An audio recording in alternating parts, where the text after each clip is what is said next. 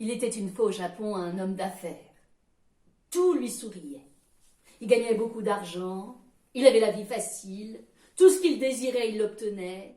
Il avait beaucoup de relations, il connaissait les gens les plus importants. Enfin bref, tout lui réussissait. Et ma foi, quand on est riche comme ça, cela suscite bien des jalousies, tant et si bien que quelques collègues à lui ont commencé à comploter entre eux. Ils ont si bien comploté qu'ils ont fini par l'accuser de détourner de l'argent. Ils ont si bien comploté qu'ils ont même réussi à créer de fausses preuves. Ce soir-là, notre homme était dans son bel appartement, magnifique, installé dans son sofa, quand tout à coup, c'était la police. Vous avez pris l'argent à l'État, vous allez être emprisonné. Ils se sont saisis de lui et v'lan en prison. Il est resté un long moment en prison, et puis quand il est sorti, on lui avait pris toutes ses richesses, il n'avait plus rien. Il n'avait pas envie de rester à la ville. Il voulait aller à la campagne.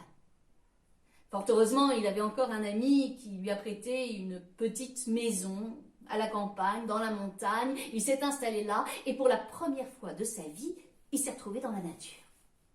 Et là, il a découvert le plaisir de sentir le vent souffler sur ses joues. Il a découvert le plaisir de voir les arbres, de voir les fleurs éclore devant lui, d'écouter les oiseaux et surtout, non loin de sa petite maison, en allant vers le village où il allait faire ses provisions, il y avait là une petite rivière. Il adorait cette rivière et toute la journée, il se mettait à côté d'elle et il méditait. Non seulement il méditait, mais il contemplait.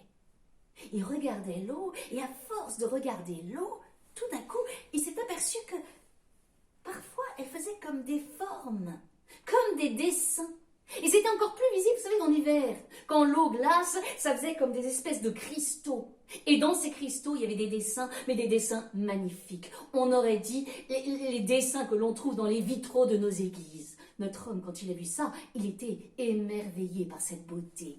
Et il a continué à méditer et à admirer et à regarder la rivière.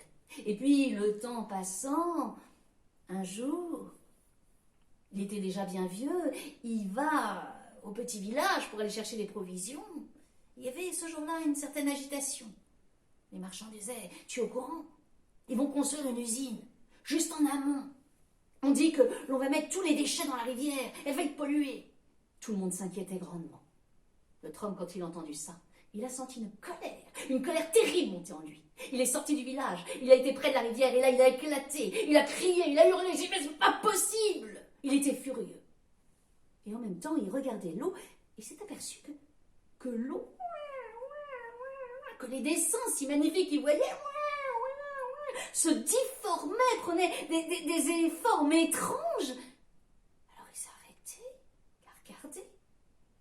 Mais enfin, rivière, je te parle de ça. Mais l'usine n'est pas construite. Il n'y a pas encore les déchets. Comment se fait-il que tes cristaux changent ainsi de forme alors qu'il ne s'est rien passé encore? Et là, il entend au loin des enfants qui arrivent.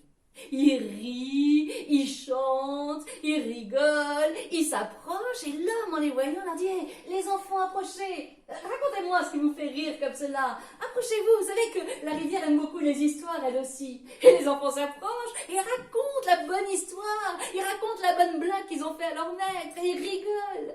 Il reste un moment comme ça et notre homme regarde la rivière et il s'aperçoit que les cristaux aussitôt se changent et de nouveau deviennent beaux et harmonieux. Alors il regarde la rivière, rivière, serais-tu mon miroir? Serais-tu le miroir de l'humanité? Le ciel lui serait tombé sur la tête, que ça n'aurait pas fait un plus grand effet. Et voilà que notre homme tous les jours contemple, il regarde et en effet, à chaque fois qu'il donne une autre émotion, les cristaux changent et il comprend que... Mais alors ça veut dire que quand je suis en colère, tes cristaux deviennent laids et ajoutent la laideur au monde, mais quand je suis en paix, j'apporte la beauté au monde.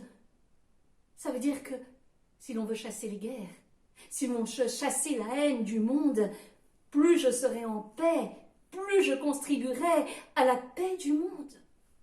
Et ça a tout changé dans la vie de notre homme. Oui, mais pendant ce temps-là, on continuait à construire l'usine.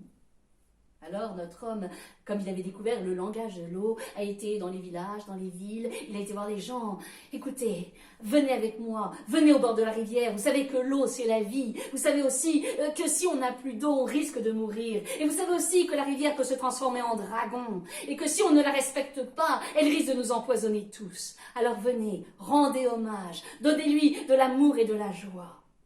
Et pendant ce temps-là, l'usine était terminée d'être construite. Et bientôt, les déchets se sont déversés dans la rivière. Et tous les jours, tous les matins, notre homme, en compagnie des villageois, venait au bord de la rivière et il chantait des chansons, il donnait la joie de l'amour. Et paraît-il que même avec tous ces déchets, cette rivière a gardé sa pureté, sa fraîcheur. Et pour le plus grand bonheur de notre homme, elle continuait à faire ces cristaux si magnifiques, si beaux, qui ressemblaient aux vitraux de nos églises. Cet homme-là est devenu un peu plus sage grâce au rire des enfants. Car ce jour-là, il avait compris que tout était dans tout. Il avait compris que l'univers était un grand jeu dont il faisait partie, mais dont il pouvait surtout être un acteur.